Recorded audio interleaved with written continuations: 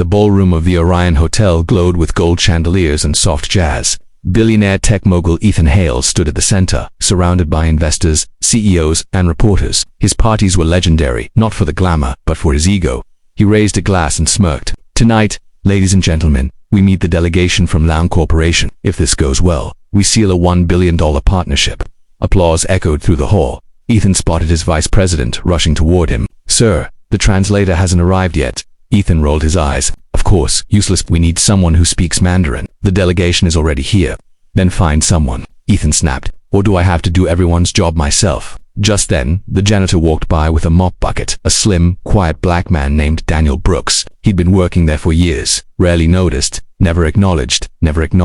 Ethan stopped him. "Hey, Daniel, right?" Daniel looked up politely. "Yes, sir." Ethan smirked, amused by a sudden idea. "Translate something for me." Daniel blinked. "Sir, I just clean." "Oh, come on." Ethan barked loudly, drawing the attention of guests. "Translate this, and I'll marry you. How about that?" The crowd laughed. Daniel swallowed, confused. "Sir, I don't." Ethan raised his voice, pointing at him. "Tell me what this means." He snatched a document from the Lao representative and shoved it at Daniel. "Translated. Right here, right now. If you can, I'll marry you myself." Guests laughed even harder.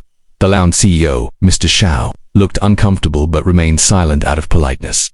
Daniel looked around, humiliated, cornered, but instead of shrinking, he straightened his back. "Sir, do you want a full translation or just the key clause?" The crowd stopped laughing. Ethan frowned. "You're kidding." Daniel took the document gently. His eyes moved quickly across the page. Then he began speaking in perfect, fluent Mandarin. Every word was sharp, clear, precise. Gasps echoed through the room. Daniel finished with an elegant bow. "And that, sir, concludes the confidentiality and equity sharing clause."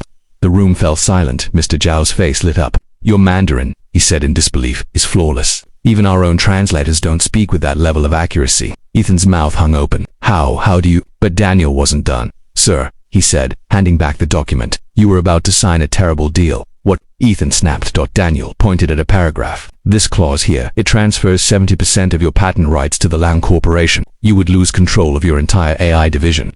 Ethan snatched the document, eyes widening as he read. Mr. Shao stiffened. How did you notice that so fast?" Daniel replied calmly. "I have a master's degree in linguistics and cognitive computing. Mandarin, Cantonese, Korean, Japanese, Hindi. I speak 12 languages." Shock moved across the room like lightning. Ethan stared at him, humiliated in front of everyone. "You're a janitor. I needed work after my mother got sick." Daniel said simply. "A steady paycheck. Benefits. Night shifts. Let me take care of her during the day." Mr. Shao turned to Ethan. "Why is someone like him pushing a mop?" Ethan had no answer. For the first time that night, the billionaire felt small. Mr. Shao walked straight to Daniel. "Would you assist us tonight? We prefer you as our translator, not the one we hired." Daniel hesitated. "Sir, I'm only a janitor. I'd need permission."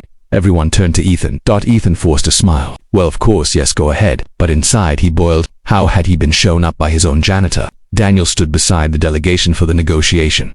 Hours passed. He translated flawlessly. But not just that, he explained cultural nuances, clarified hidden clauses, and detected small traps in the contract wording that even Ethan's lawyers missed. The guests watched in awe. The quiet janitor was saving the billionaire from a billion-dollar disaster. Finally, Mr. Zhao stood, shook Ethan's hand, and said, "Your company is fortunate. We accept the partnership under new fair terms."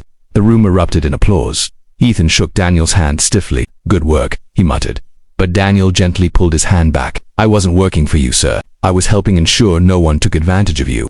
Ethan felt the sting of those words. Mr. Shao approached Daniel again. "Mr. Brooks, I would like to offer you a position as our Senior Global Communication Director. Salary, $850,000 a year, full benefits, and relocation anywhere you choose." The crowd gasped. Ethan nearly choked. "Wait," he sputtered. "He's my employee." "No," Daniel corrected. "I'm contracted through the hotel. You never even hired me."